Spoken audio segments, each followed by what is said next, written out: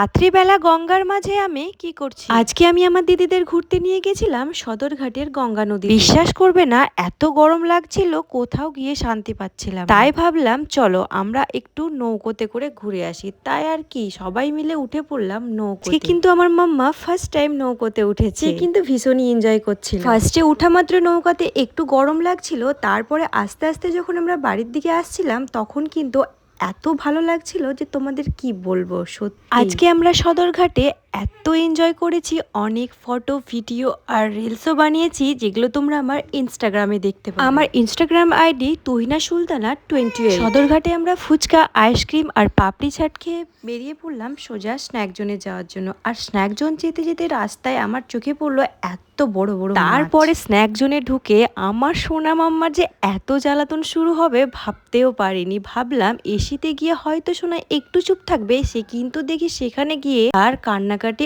আরো দ্বিগুণ হয়ে গেছে। তো আর কি, স্টার্টারে নিয়েছিলাম চিকেন পকোড়া, যেটা আমরা ভিডিও করার আগেই শেষ করে নিয়েছি। আজকে আমরা খেয়েছিলাম lachha paratha, chicken Rajshahi and chicken egg noodles. খাওয়া দাওয়া শেষ করে চলে এলাম সোজা বাড়িতে। দেন আমি মিষ্টি আমার আন্টি মনিকে একটা হাম্পি দিলাম।